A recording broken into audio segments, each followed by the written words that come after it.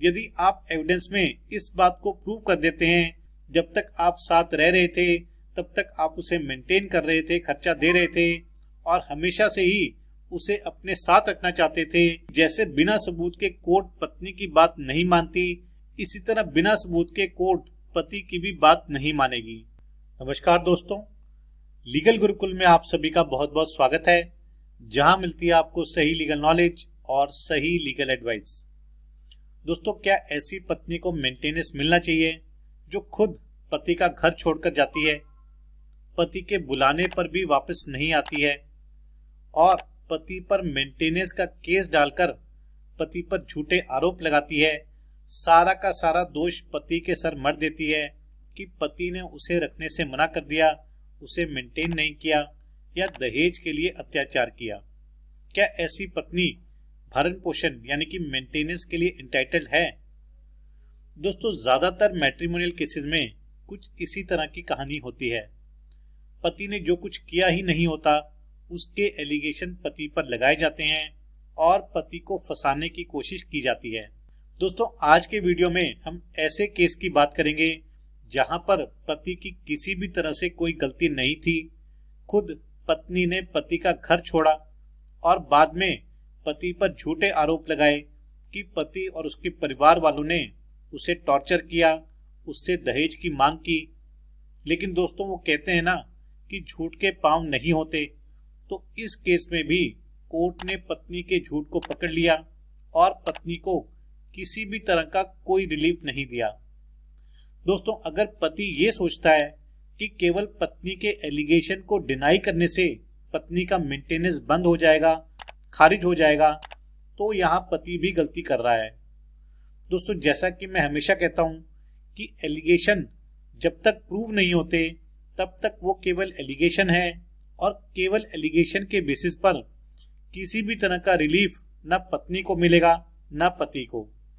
दोस्तों, इस केस में भी पति ने कुछ ऐसे एविडेंसेस कोर्ट के सामने पेश किए जिससे कि ये प्रूव हो गया था कि सारी की सारी गलती पत्नी की थी और इसी वजह से पत्नी के मेंटेनेंस को कोर्ट ने खारिज कर दिया।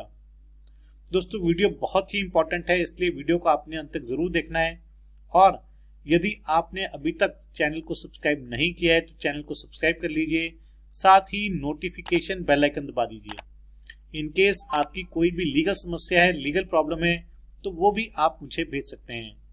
यदि आप मुझसे अर्जेंटली बात करना चाहते हैं, डिस्कस करना चाहते हैं, तो आप कॉल मी फॉर ऐप का इस्तेमाल कर सकते हैं या ईमेल से भी मुझसे 1-to-1 सेशन की अपॉइंटमेंट ले सकते हैं। दोस्तों, इस केस में पत्नी ने अपने पति के अगेंस्ट सेक्शन 125 सीआरपीसी के तहत मेंटेनेंस का केस फाइल किया। केस में पत्नी ने बताया कि उसकी मैरिज पति से तकरीबन 12-13 साल पहले हुई थी, लेकिन कुछ समय से उसका पति और उसके ससुराल वाले उसे दहेज के लिए तंग कर रहे थे और दहेज के कारण उसे मारा पीटा भी जाता था और घर से भी बाहर निकाल दिया गया था। लेकिन बड़ी मुश्किलों से उसे दोबारा से ससुराल में रहने का मौका दिया गया। पत्नी ने यह भी बताया कि उसने अपने गहने बेचकर एक जमीन परचेज करी थी और अपने पेरेंट्स यानी कि पत्नी के पेरेंट्स की मदद से उस पर एक मकान कंस्ट्रक्ट किया और वहां रहने लगी। लेकिन कुछ समय पहले ही पति ने उसे जलाकर मारने की कोशिश करी।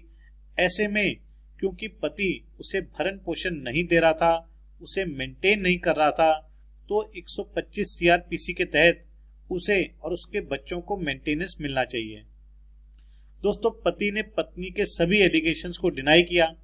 पति का कहना था कि उसने या उसके परिवार वालों ने कभी भी पत्नी के साथ कोई अत्याचार नहीं किया है और ना ही कभी दहेज की मांग की है और ना ही पति ने कभी पत्नी को मारने की कोशिश करी जैसा कि पत्नी ने एलिगेशन लगाया।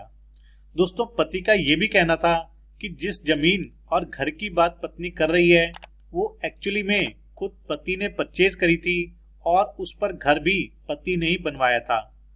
पत्नी उसके और उसके माता पिता के साथ गाली गलौज करती थी और पत्नी बिना कारण के उसका घर छोड़कर चली गई और अब आने से भी मना कर रही थी।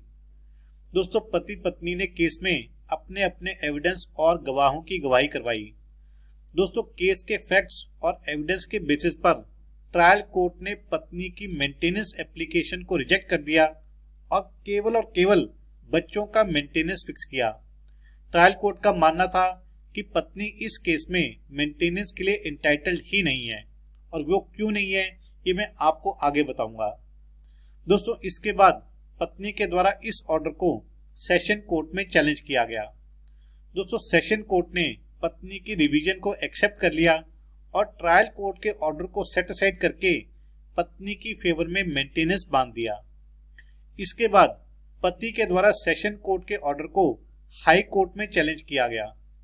दोस्तों, इस केस में हाई कोर्ट ने ऑब्जर्व किया कि पत्नी ने अपनी गवाही में अपने साथ साथ एक और व्यक्ति की गवाही करवाई थी, जबकि पति ने अपनी एविडेंस में अपने साथ साथ 3 और गवाहों की गवाही करवाई थी।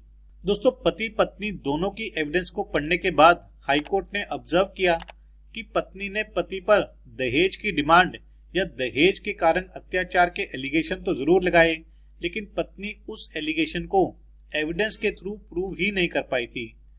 एविडेंस के दौरान पत्नी ने ये बात एडमिट कर ली थी कि वो पति के बनाए हुए घर में रह रही थी।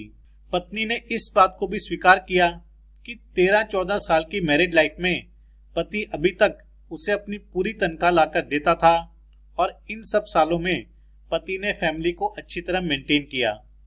पत्नी ने यह भी माना कि पति हमेशा से ही उसे और उसके बच्चों को अपने साथ रखना चाहता था। ऐसे में हाईकोर्ट का कहना था कि पत्नी खुद बिना किसी कारण से पति से अलग रह रही थी, पति के साथ नहीं रहना चाहती थी, और पति ने उस पर कोई अत्याचार किया इसका भी पत्नी के पास कोई एविडेंस नहीं था। पति के एविडेंस से ये बात भी प्रूव हो रही थी कि पति ने उसको बुलाने की पूरी कोशिश करी, यहाँ तक कि एक रजिस्टर्ड नोटिस भी भेजा, लेकिन पत्नी ने उस नोटिस को भी स्वीकार करने से, एक्सेप्ट करने से मना कर दिया। ऐसे में हाईकोर्ट समझ चुका था कि पत्नी ने कानून का दुरुपयोग किया है और सेक्शन 125 सीआरपीसी के दावे में पति पर केवल झूठे आरोप ही लगाए हैं। पत्नी खुद अपनी मर्जी से अपने पति से अलग रह रही थी, और ऐसे में पत्नी किसी भी तरह के मेंटेनेंस के लिए इंटाइटल्ड नहीं थी। दोस्तों, हाई कोर्ट ने पति की अपील को एक्सेप्ट किया और सेशन कोर्ट के ऑर्डर जिसमें पत्नी के मेंटेनेंस को फिक्स कर दिया गया था, उस ऑर्डर को सेट असाइड किया गया और ट्रायल कोर्ट के ऑर्डर को दोबारा से सही ठहराया गया। क्योंकि बच्चे छोटे थे और पत्नी के साथ रहते थे, इसलिए केवल बच्चों का मेंटेनेंस फिक्स किया गया।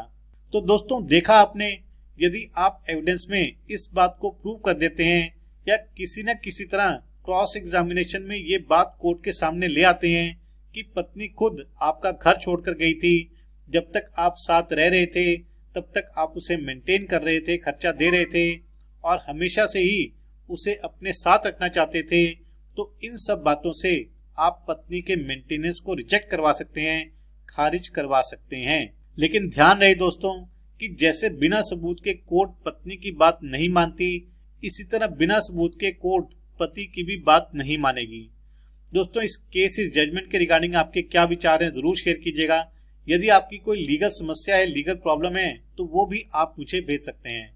इस जजमेंट का लिंक मैं आपको डिस्क्रिप्शन में दे दूंगा, वहां जाकर के आप इसको डाउनलोड करके पढ़ सकते हैं, समझ सकते हैं और अपने केस के फैक्ट्स के अनुसार यूज भी कर सकते हैं। तो आशा करता हूं कि आपको वीडियो पसंद आया होगा। यदि वीडियो पसंद आए तो वीडियो को लाइक और शेयर जरूर कीजिएगा। चैनल को सब्सक्राइब करना मत भूलिएगा। अगली बारी मिलेंगे नए वीडियो में नए टॉपिक के साथ। तब तक के लिए धन्यवाद। जय हिंद।